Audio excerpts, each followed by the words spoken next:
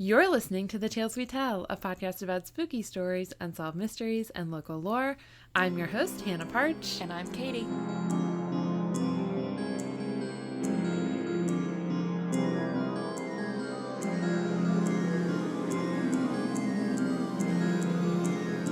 Welcome back. How's it going? It's going good. I'm a little tired. I didn't get any sleep this weekend. Oh, yay. Yeah. It's just, we were in Richmond and, sleeping in a different room or a different bed. Usually it's just the first night. Yeah. But also Critter was in the room. Yeah. And it wasn't that he woke up a bunch. I mean, he woke up and cried a couple times and I went, shh, and he went back to sleep. But I think it was a mix of a handful of things, but ultimately also, laying there waiting for him to wake up and start crying and, being anxious about him crying and waking up the rest of the house. Oh, yeah. I didn't think of that. So. Well, it's Sunday, so. I stayed up until 2 a.m. last night making pumpkins and watching. But they're very cute, so it was worth it. It was worth it. I also was binging. I love this one. Did you say not that one? I said I love this one. I was like, okay, well, sorry. Yeah, I have husks of more over there. And then also I got more fabric. I was at the antique store today. I found more fabric. And I'm going to make more tonight. I'm also binging The Devil in Ohio, that new show on Netflix. Haven't heard of it or seen of it. We've been on YouTube TV a lot lately, especially now that football season started. Yeah. I was very annoyed yesterday because the NC State game was blacked out in just this area for some reason. Because I texted my sister. She was at the game. And I was like, can you watch the game? And she's like, yeah, it's on my ESPN app. And I was like, oh, cool. So it's just blacked out just here. Just just in my town. Couldn't find it anywhere else. And so we followed it. And then Jarek was like, well, pick another game to watch. And so I was like, I'll watch the Clemson game because, I want to see if maybe, if by chance maybe Furman could beat Clemson, which they didn't.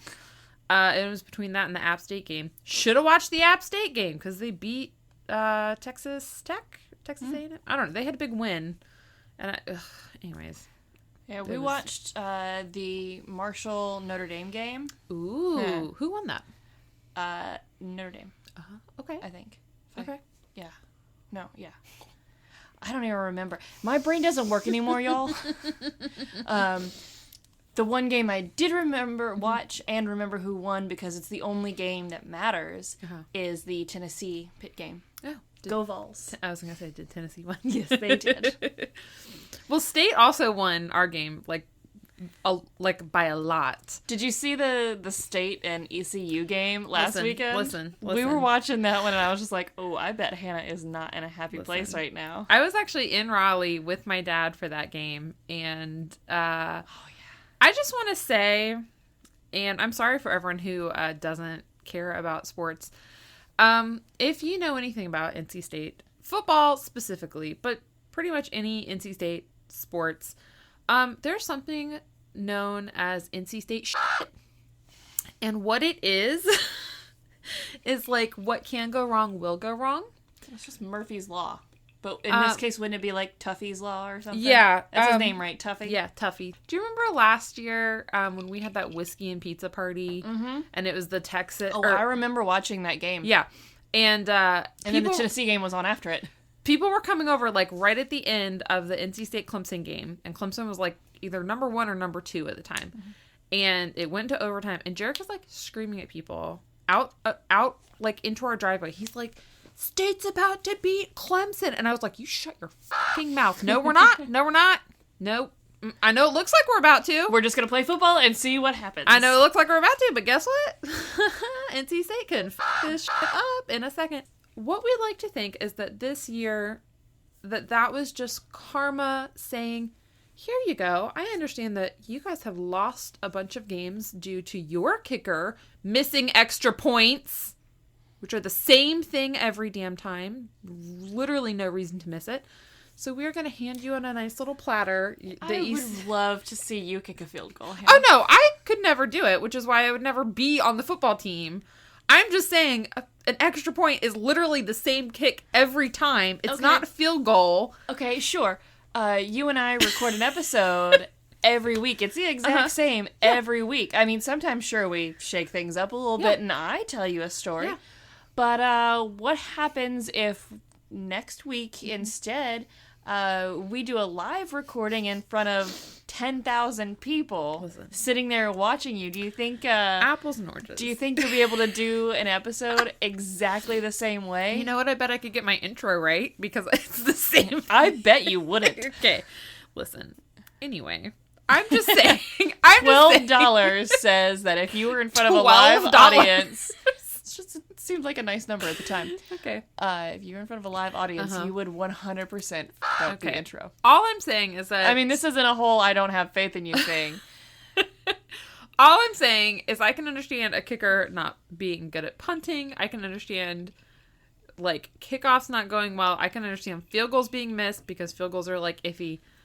Extra points, that's your bread and butter. Anyways. One of the kicks, I think it was from the state ECU game, one of the kicks that was or one of the field goals, I think it was a field goal, not an extra point, that was missed was because the guy who was holding the ball didn't get the laces out. I don't know. So it was a bad hold, and the laces were facing in and kind of to the side. Okay, well. That's it. Laces out. Listen. Laces out. All I'm saying is we had 4 years of a kicker who I will not name his name. I know his name. Who would miss these things and we would lose games because of it. And this is just God saying, you know what? I'm just saying it's not the same thing every time because of little minor fluctuations like that. The laces are important. It was an ugly game. Yes, I saw it. It's a W. So we're taking it and we are not looking back at that. No, I'm a Tennessee fan. I understand that beggars can't be choosers. Well, in other news, everyone, Katy killed the queen. There can only be one. I got tired of sharing the title. Actually, we got to be really careful because, like, Secret Service and the Royal Service might come after me. She was, like, 96, right? My grandmother is older. Neener.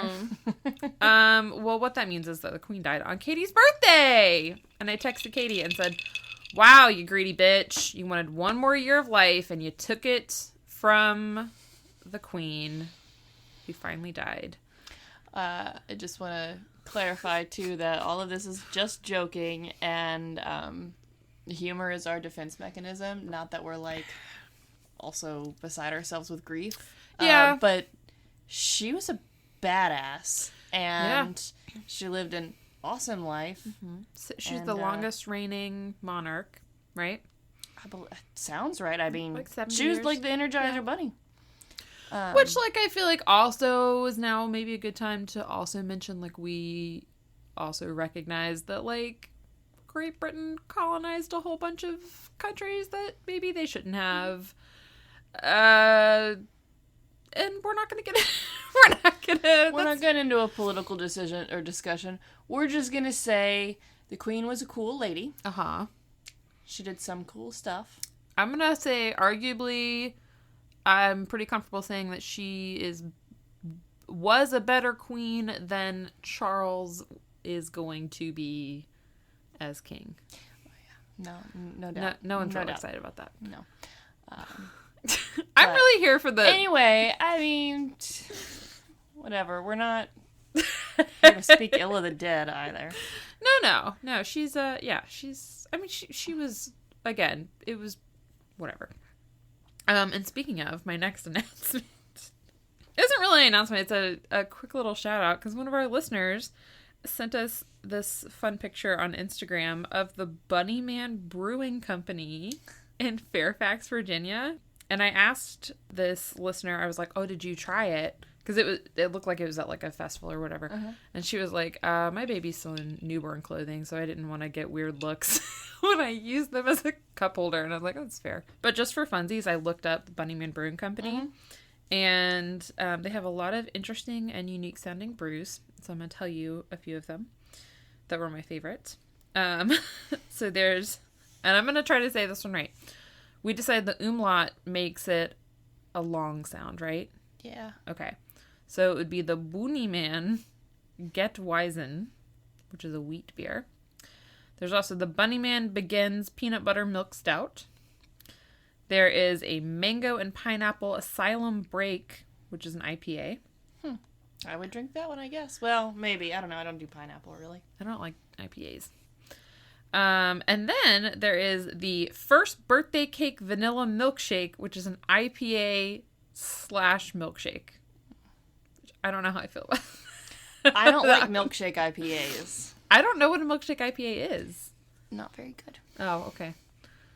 It's like, it's somehow like creamy tasting without cream being in there. I don't like them. I've had a couple and they're just not good. My next announcement is something we mentioned last time, which is just that if you hear some ads in some of our episodes now, it's just something we're trying with Buzzsprout, which is the platform that we host our episodes on. We don't have a ton of control over where they go. We just get to say, like, yes, this one is fine. And yeah, so if you hear them, that's what they are. And if you want to avoid those ads, there we go. You can become patrons at patreon.com. Search the Tales We Tell podcast. You also get your episodes a day early. You also get access to fun bonus content and stickers and little love notes from us from time to time. And I keep my spiel going.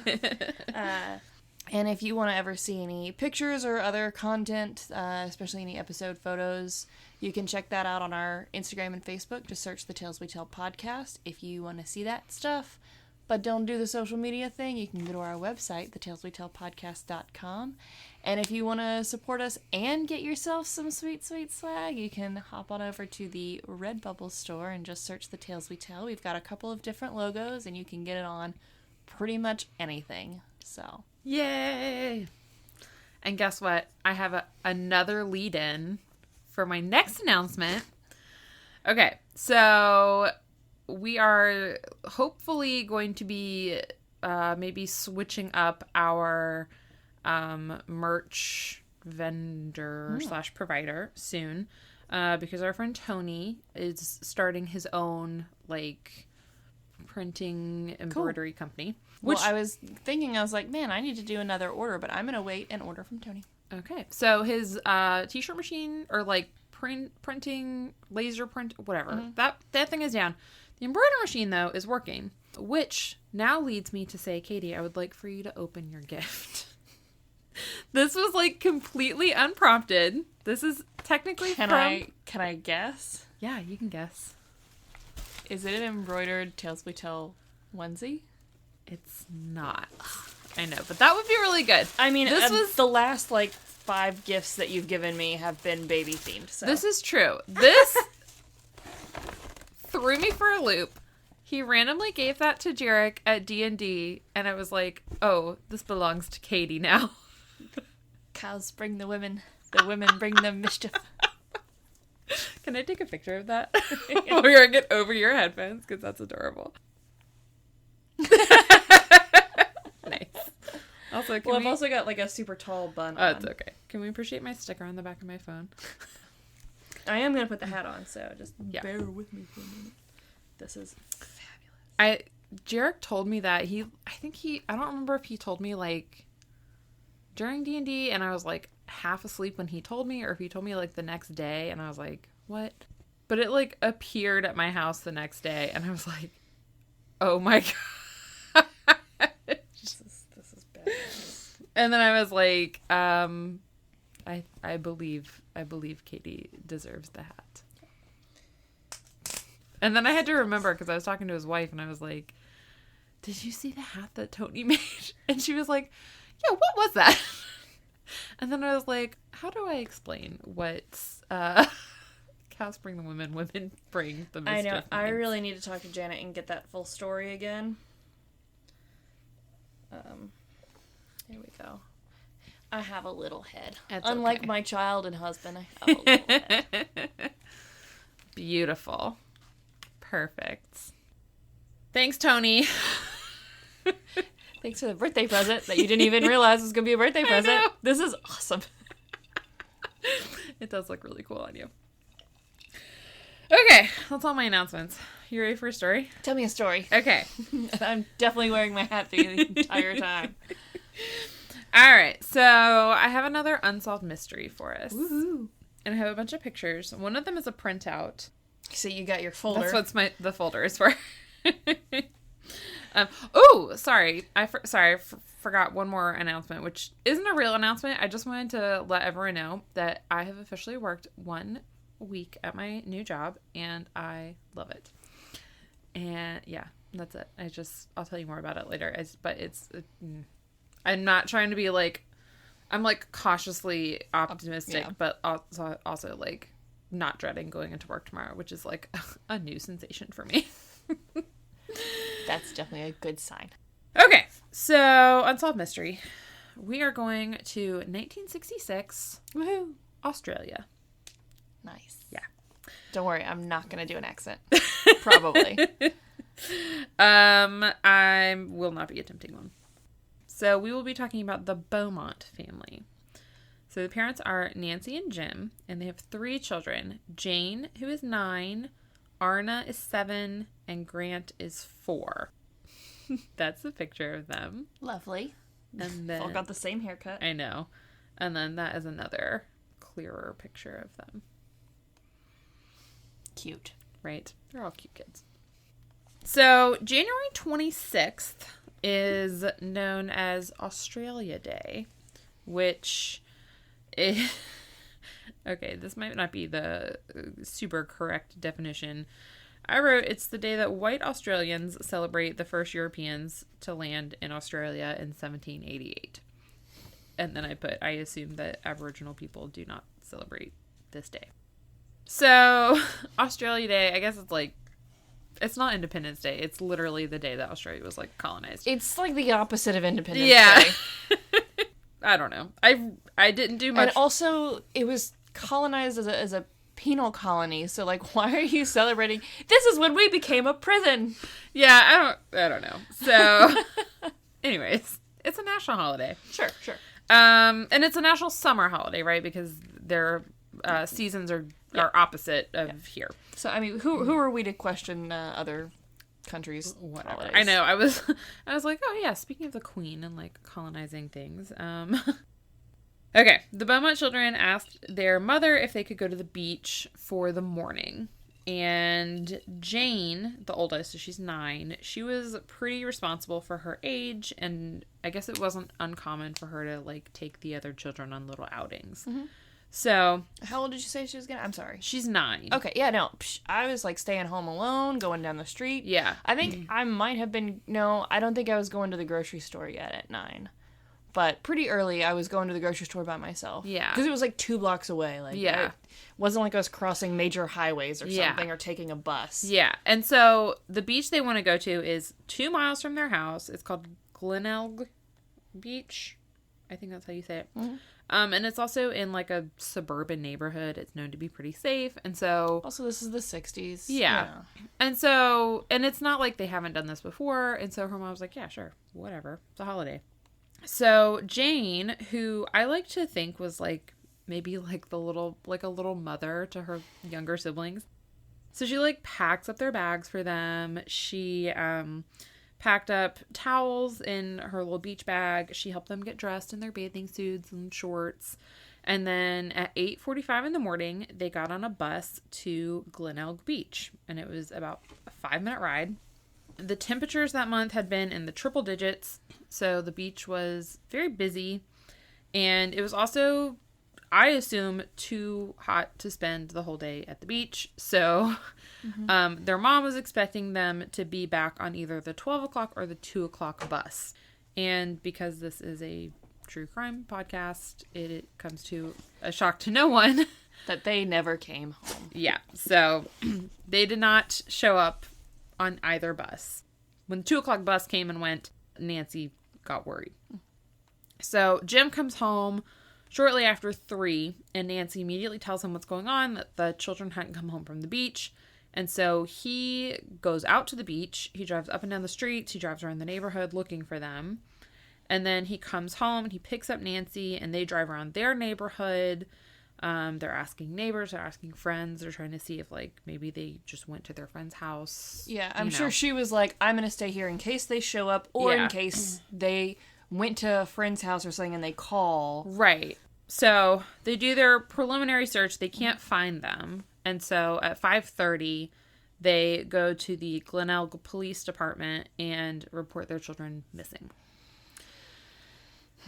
So, luckily, the police took the report seriously.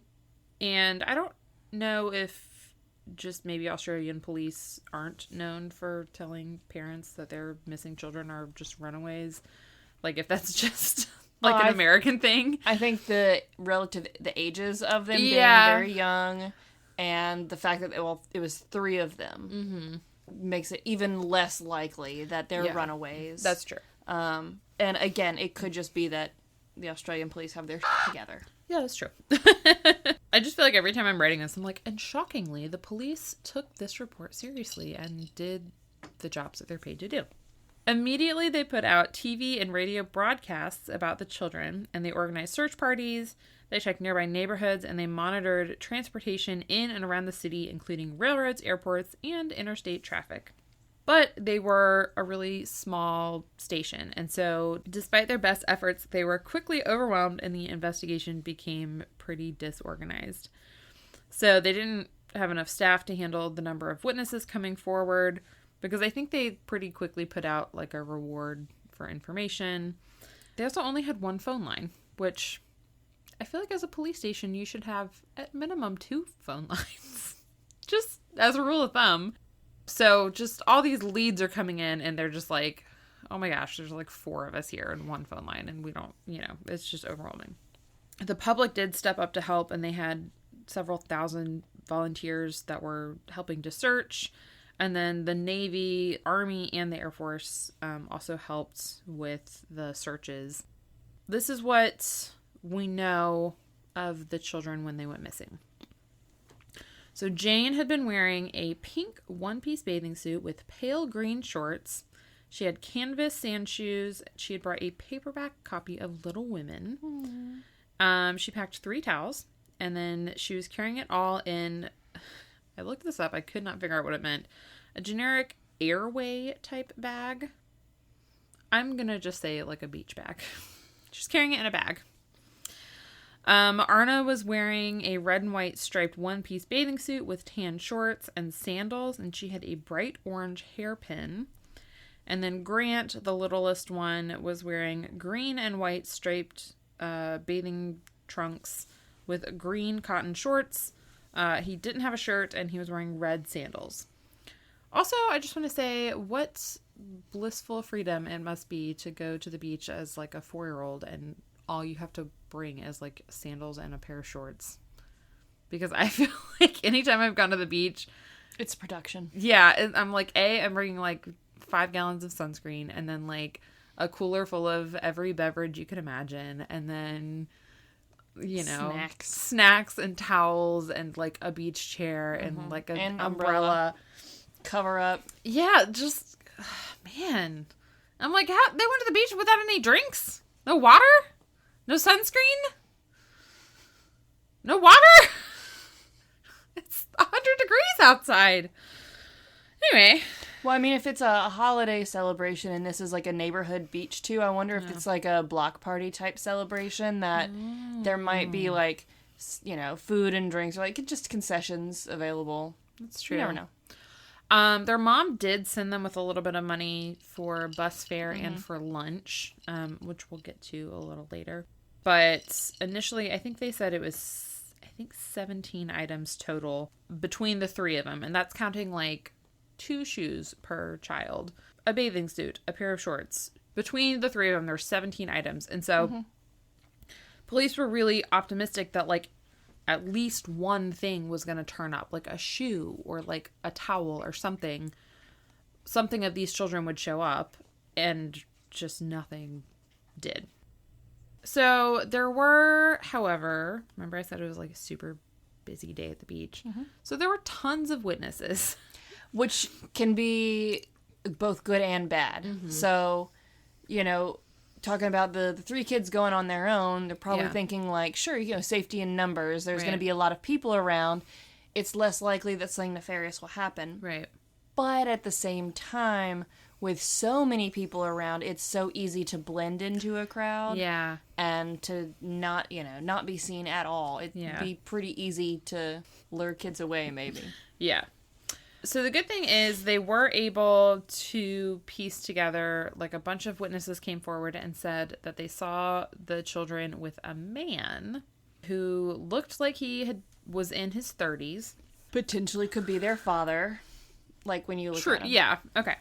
So I'm just saying, like, the kids would, people would look at those kids with an older man, like, in his 30s and think, that might be the kid's father or uncle or something. Right. Okay, so this is the description we have of the man in his 30s. So he was approximately 6'6", which... very tall. Small tangent. Have you seen those TikToks where it's like when you're married to a short man and your friend's telling you about, like, some guy she's seeing who's, like, tall, and she mentions his height, and then you're like, I don't know why I even said anything. That doesn't matter. I don't care about that. That's how I feel, where I'm like, oh, wow, 6'6", and I'm like, oh, wait, never mind. I don't care about height. Height doesn't matter. I mean, it doesn't, but also 6'6" is just, like, you don't see that every day. So he had a thin, athletic build, and he was very tan. He had a large forehead, which is not something I ever want someone to describe as one of my features that they remember. I don't think that they would. My mom used to tell me I had a large forehead. That's why she told me I had to have bangs, was to cover up my forehead. I disagree. Thank you. He also had blonde hair. He was clean shaven, and he was wearing navy swim shorts with a white stripe down the side and carrying a shirt and pants. And people said that he had approached them and asked if they had seen the children's bag. Or some people said he had asked if they had seen the children's clothes because, like, their money had gone missing or someone had taken their money. Like, he was trying to help them find their money or something. So, people had also seen this man sitting on the beach next to where the children had laid their towels out. And the children appeared to know him. So they seemed very comfortable and friendly with him. When they got out of the water, they were, like, kind of playing around with him and, like, being jokey. And like, their mom would later say that Jane was, like, pretty shy. And so she wouldn't act this way around a stranger. So to her, this implied, like, if Jane was acting this way, it implied that she knew this person. People also said that when they were done playing in the water, that this man dressed all of the children, which they thought was especially strange because Jane was 9 and does not need someone to dress her. And then they all went over to where the changing tents were, and the children waited while the man went in and changed. And then they all left the beach together around 12:15. Okay. I have a police sketch to show you. I'm going to hand you the folder. Oh, so, like, I was about to make a joke earlier about it being in your folder and be like, well, it is an unsolved mystery in your little detective file. My little folder. I mainly did it because I'm going to show you suspects later, and I feel like it's easier if you just have something you can compare them to. So you can look at the picture. And my little funny thing I was laughing at is... He looks older than 30s. Right? But apparently... He also reminds me of Lurch from the Addams Family. Oh. Yeah, I can see that a little bit. I don't know who he reminds me of. Maybe, like, John Hamm a little bit. I can kind of see that. The source where I got that from, though, said that the sketch artist was drunk. And also in a rush when he did the sketch. Which I want to be like, why didn't you guys just get a different sketch artist? Oh, yeah, I can see that. If he had the bangs. Yeah. It's like Lurch when he was, I guess, alive. Oh, yeah. I don't know if Lurch, is Lurch like, dead, but... If Lurch just, like, tried a different hairstyle. But them cheekbones... sliced cheese on those things. You could. I mean, it's not a bad sketch in my opinion, but I don't know why the sketch artist was drunk. It's Australia Day. It's a holiday. And then, like, also in a rush, and he's like, here you go. This is the best I got. He had to get back to the pub. All right, well, you get to hold on to that until it's time.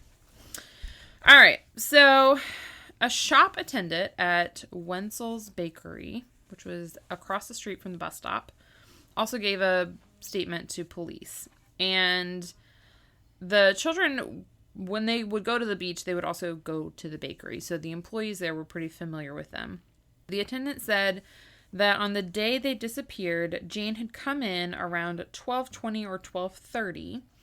She had purchased 2 fizzy drinks, 6 buns, 5 pastries, and 1 meat pie, which she asked to be put in a separate bag.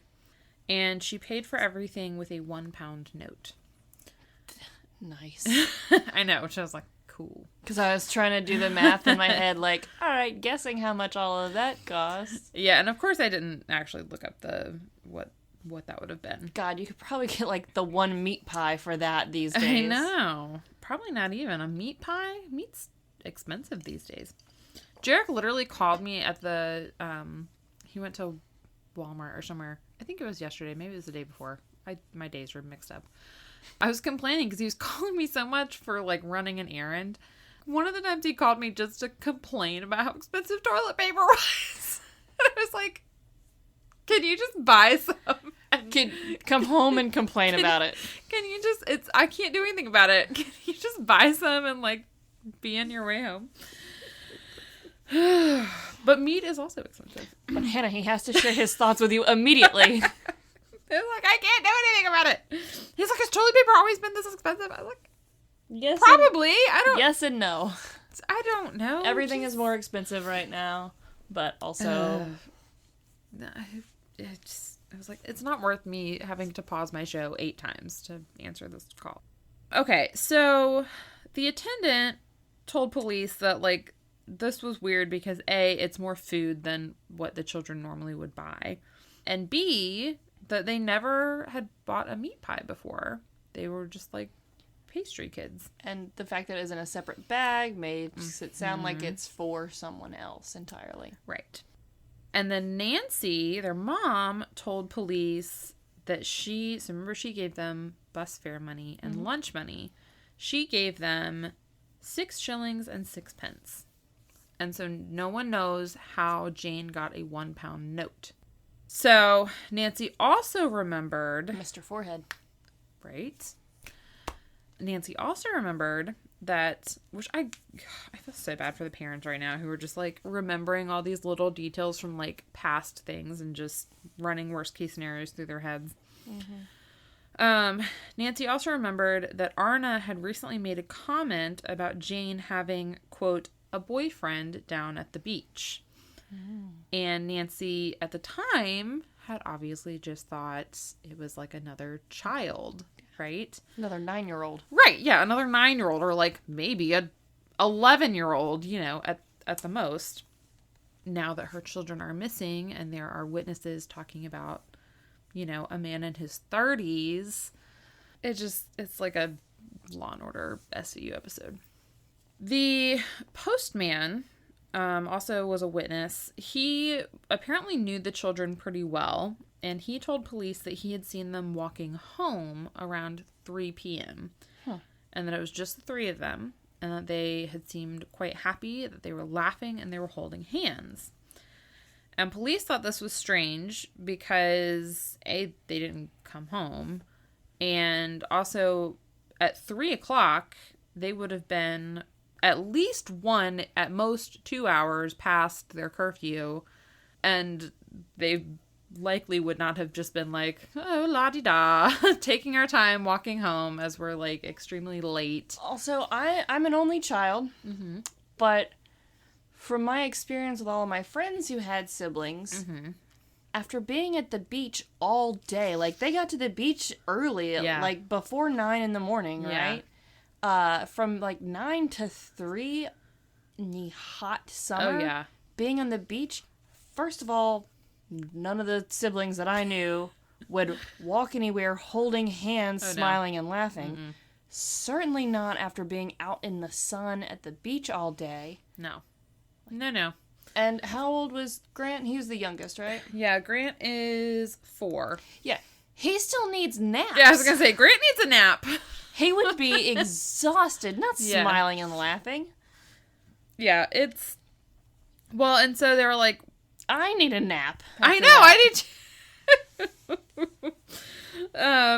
I told you how Connor makes fun of me for napping all the time, even though usually I'm not napping. Usually Jarek is telling him I'm napping to get out of stuff. But the last time when we were at the Memorial Day party that you guys had, and Stephanie was down, my mother-in-law was down, and it had just been like a full day for us. I don't know. We got there at like, I don't know, what, 11:30, 12? Sure. And then, I don't know what time we left, but like by the time we left... It was an all-day affair. It was an all-day thing. We got home, and I was like, I need a nap. Like, I'm tired. And part of that is also like, I was social all day, and I was like, I need to be by myself and also be unconscious. And my mother-in-law was like, I'm ready to go. I'm ready to like walk over to take like a 2-mile walk in the hot sun and like go do more things. And I was like, aren't you guys nap people? Don't you need to nap after you do something for a while? And luckily Jarek also enjoys naps. But yeah, anyways, naps are great. Okay. So the police were like, well, that's weird. And then 2 days later, after the postman said this, he came to police again, and he was like, oh, actually, I think maybe it was the morning when I saw them. That makes more sense. But also, where were they walking to? Because they took a bus at 8:45 in the morning. Well, how far? I don't know. Is their house from the bus stop, kind of a thing? Like, I don't know. It's not likely that the bus stop is right outside their house. Yeah, it's true. I don't know. So, weird. A couple days after they disappeared on the 29th, a woman told police that she had spoken to 3 children matching the Beaumont's description at the Padawalonga Boat Haven about 7 p.m. on the 26th. And so police searched that area, and they eventually drained the whole haven, but they didn't find anything.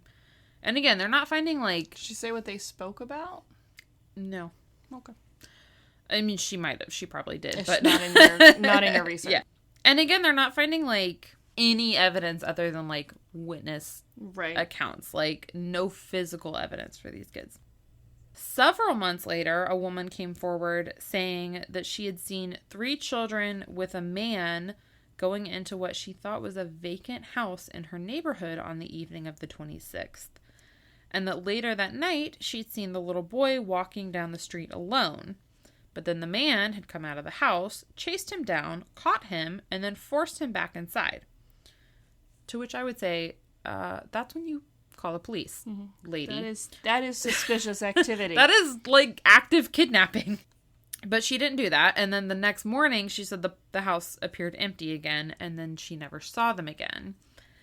And police presumably checked the house and didn't find anything. But they understandably didn't have a ton of faith in the story because she waited, like, several months. And also didn't call the police when she saw a small child get abducted on the street. Yeah, that's very strange. Like, weird. A man named Scott Russell, he's a man now. He was a child then. Oh, I was like, okay. You're about to tell me something interesting? So he was a friend of the Beaumont children. He was like a playmate of theirs. Mm-hmm.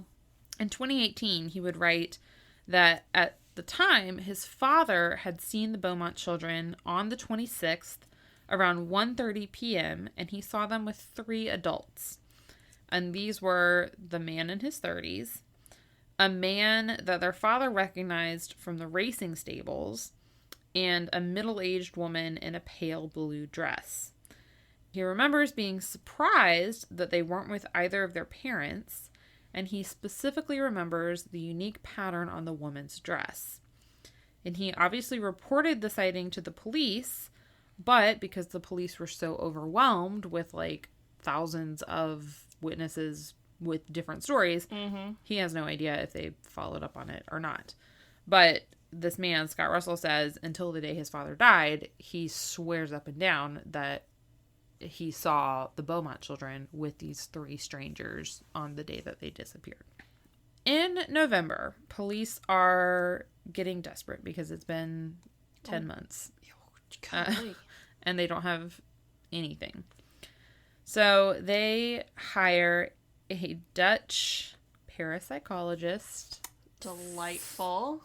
/ psychic named Gerard Cruyffe to help. And he is kind of all over the place. So he gives them a bunch of leads that don't go anywhere. Okay. But then he gives them a lead that the police, and I don't know if the police are, like, making all of these public, but this one they do, and the police and the public are like, this is probably the one that's right. So Gerard says that he saw the children in a brick warehouse kiln. He said that the building... In a kiln? A kiln. Not like... I mean, okay. In this... Yeah, you're really gonna have to do some more explaining. Well, okay. In this vision he's having, the children are not alive. But they're not... They're in a kiln. Well, but they're not, like, burnt up. They're just, like, that is where they were buried. Was in a kiln. It's a stupid place to bury kids. It's a kiln. Turn it on if they're already dead. Getting to that part. He said that the building that the kiln was in had recently been surfaced with concrete and that they were now effectively buried underneath it. So, there was a warehouse nearby. And so he may have specified that particular warehouse, I'm not sure. But there was a warehouse that had been under construction at the time of the children's disappearance. And so the public was like, this is it. I know he's been wrong on everything else, but, like, this is probably the thing he's right about.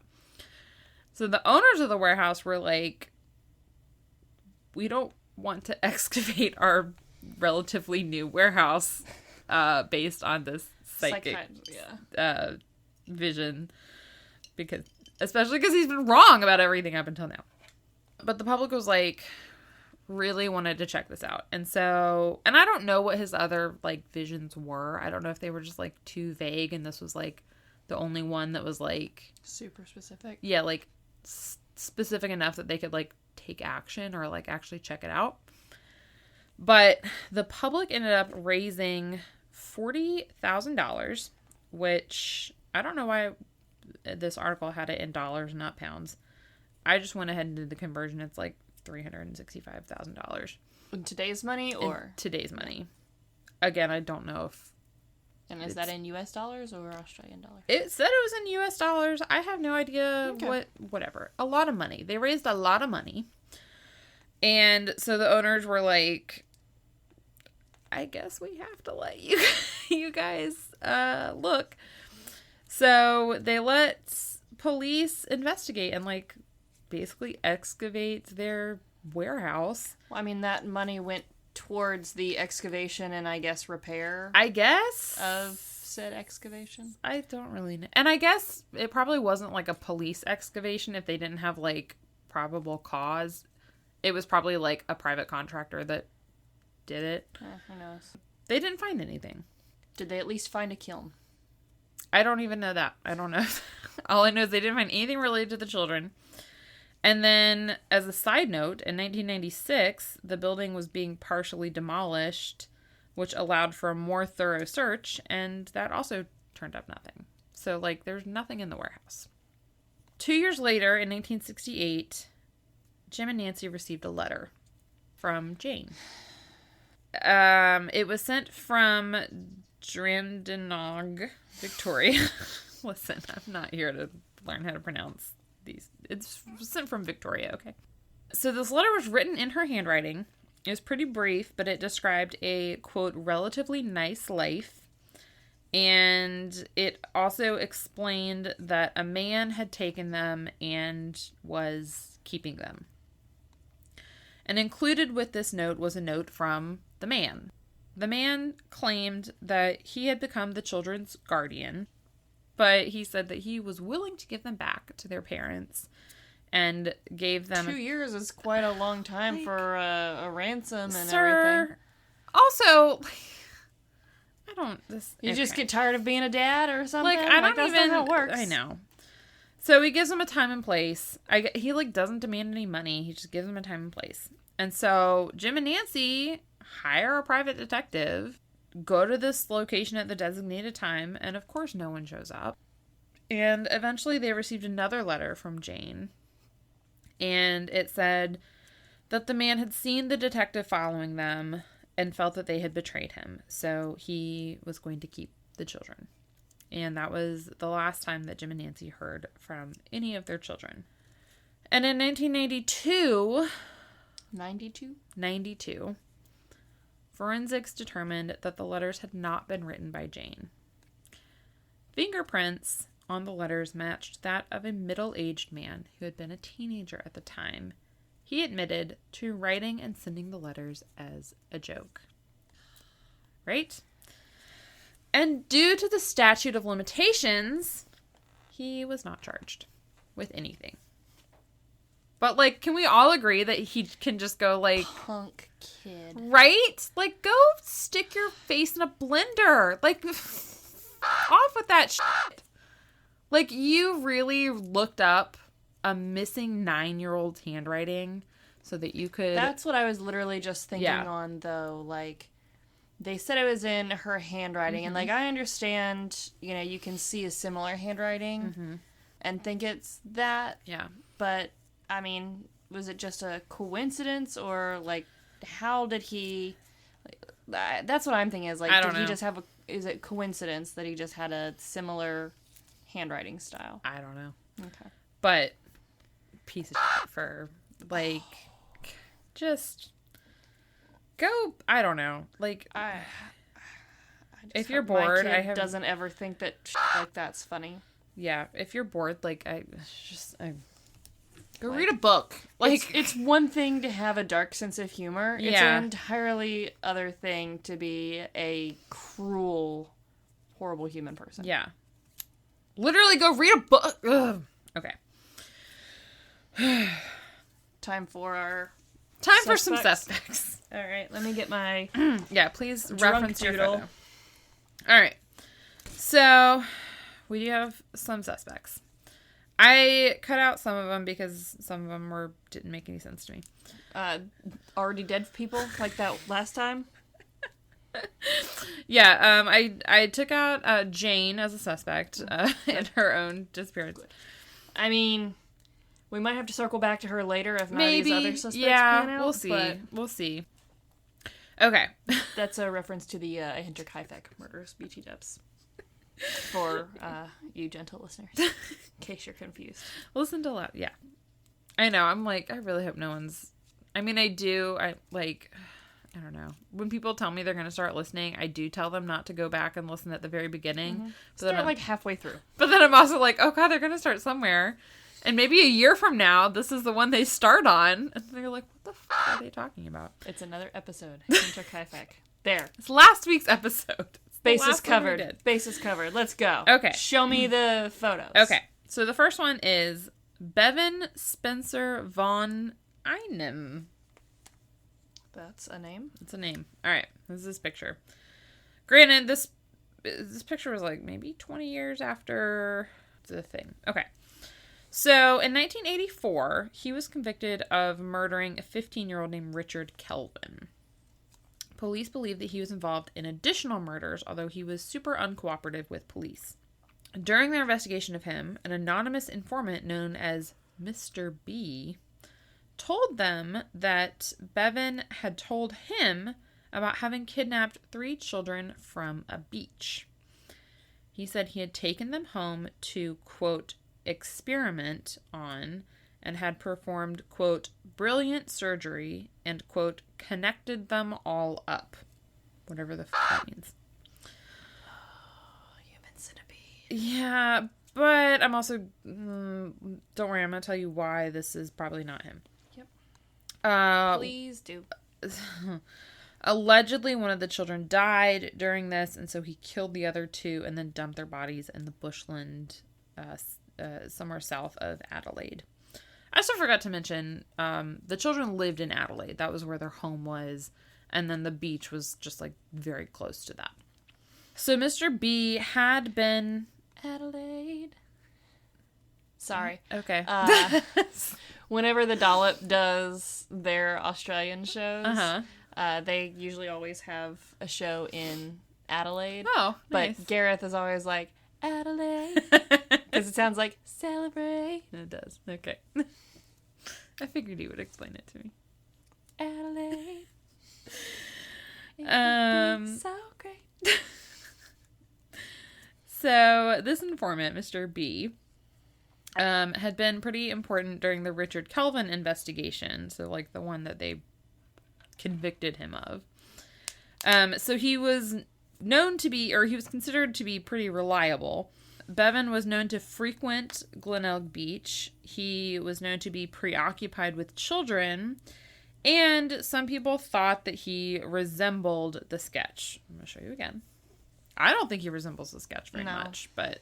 I mean, kind of has a bit of a forehead, or at least a prominent forehead. He doesn't have any cheekbones. Mm-mm. I mean, maybe. So, he would have been about 20 at the time of the murders. This sketch looks like 40s. Yeah, he looks definitely closer to late 30s. The other thing is that Richard Kelvin, so the one we know for sure that this man murdered, was a teenager.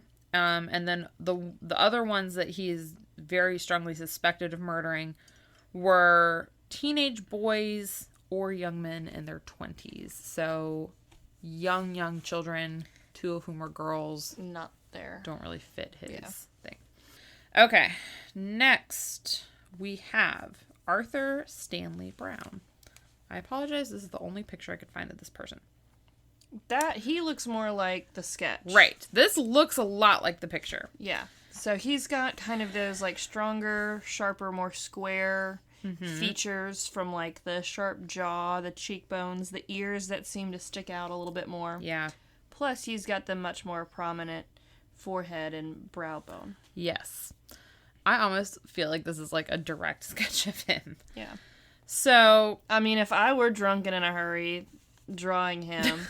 It wouldn't look anywhere near as good as this. I'm a terrible artist. I'll get you drunken in a hurry sometime and just ask you to sketch some people. That's going to be a fun new party game. Yeah, it will be. Drunk police sketches. We'll start with Shelton and Connor. Yes. That's where we started with police sketches.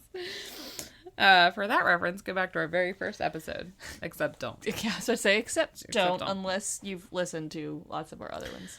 And you're already hooked. So, this asshole, Arthur, in 1988, he was charged with the murders of Judith and Susan McKay, who were 7 and 5. They were okay, he did it. Sisters.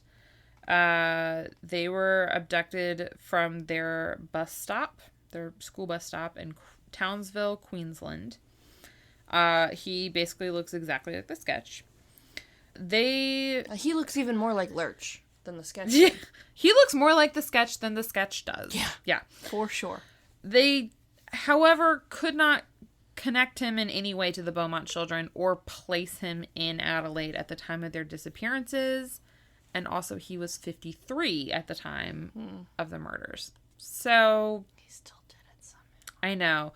And also, this sucks. He was never charged, or he was never convicted of the murders of Judith and Susan because his lawyer was able to argue, like, diminished capacity, I think. I think at the time of his retrial, he had dementia and Alzheimer's, and he, like, died before he was ever convicted. I know. It sucks. All right. Now we have Alan Anthony Monroe. This guy. Okay, well, he doesn't look like the sketch at all, but he's got the same, like, he's the right age. his is weird. So he's a former scoutmaster who was at some point convicted of 10 counts of child sex offenses. So we hate him. Mm-hmm. A friend of his, whose name is also Alan, which is confusing. His friend's name is Alan McIntyre. So McIntyre tells police that Monroe showed up at his house with the bodies of the Beaumont children in his trunk. And then McIntyre's children later said that, oh yeah, we thought that Arnna was a boy at first because of her short haircut. To which I would say, why are your children seeing the bodies of these dead children? What's happening? What's going on? I don't understand any of the story. Anyways, in June of 2017, a child's diary from 1966 was turned into police. One of the entries in the diary was from one of McIntyre's sons, who also had been sexually abused by Monroe. Whole mess. The entries in the diary were sufficient to, place Monroe near Glenelg Beach on June 26th. So it puts him in the area. He would have been around 24 in 1966. So I don't know. Okay, and then this is the one that I think everyone favors. This is I think the one that everyone thinks is probably it. Okay. I don't know. That last one was really good. I mean, the sketch, no. Right. But the fact that you could place him in the area at the time, the history of his crimes. Yeah. Let me tell you about this guy, though. Okay. This is Harry Phipps. All right. He definitely does have a lot in common with the sketch. So, he was a local factory owner and a member of elite society in Adelaide in the 1960s. He lived close to the beach and was known to give out £1 notes. I don't know why he was known for doing that, but he was. Also, he has a big old forehead. Mm-hmm. What should I say? Big old... And the face shape is... Yep. Right. Okay. Don't worry. I'm prominent ears. Going to tell you some other weird shit about him. So his son, he had a son who was 15 at the time. His son would later come out and allege that his father had been sexually abusive towards him. And then other people would attest to, I don't want to say I don't like the term sexual deviant, but okay, so he had a satin fetish. Mm-hmm. And people were like, oh, we knew not to bring our children to the house. We knew not to wear satin around him because, basically, he couldn't control himself. Wouldn't want to touch and just be inappropriate. Which I just want to say, men, do better. You definitely can control yourselves and, just stop using that as an excuse. Just because you have a fetish doesn't mean you lack self-control. Just because you're, aroused by something does not mean that you can't control yourself. It's fine. But, people were we wouldn't let our kids go to his house. It was just known that he was, had some stuff going on. His son also would later tell police that he saw the Beaumont children in their backyard the day that they disappeared. And then 2 other boys later came forward and said that Phipps had paid them that weekend to dig a 2 by 1 by 2. Yeah, that's right. 2 by 1 by 2 meter hole in the factory yard and didn't tell them what it was for. The factory yard was later excavated twice in 2013 and 2018, and nothing but animal bones were found. And Harry Phipps died in 2004. His son thinks he did it. There's a book written called, I think it's called The Satin Man. I really want there to be a documentary just because I don't have the time to read a book about it. But everything that I've read about him is Harry Phipps, the guy who probably killed the Beaumont children. Nancy and Jim Beaumont eventually separated and divorced in the late 70s / early 80s. But they kept their Adelaide home as long as they were able to because they always hoped that their children would come home to that house. And they left the rooms completely unchanged right up until they had to sell it, which was fairly recently. Nancy died in 2019 at the age of 92, and Jim is still alive and living in Adelaide. If the Beaumont children are still alive, they would all be in their early to mid-60s. They're all younger than my parents. Mm.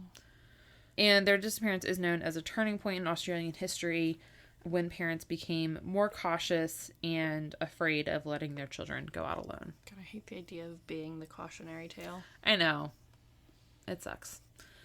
There's literally never been any physical evidence ever. They just vanished. They just went to the beach and which is shocking to me. No one's ever found, anything. Which, Because, even if, they had all gone swimming and maybe got caught in a rip current or, you know, if they all drowned or whatever, their shoes would still be on the beach. Yeah. There would still be something to find. Even if, they were abducted and killed and, their bodies were dumped and, animals got to them. Bones, remains, something, anything, there's so many things that, they could have, I don't know, it's wild. And, I think if I were a parent, I would obviously hold on to that of, they have never found any evidence of foul play. Maybe I don't know.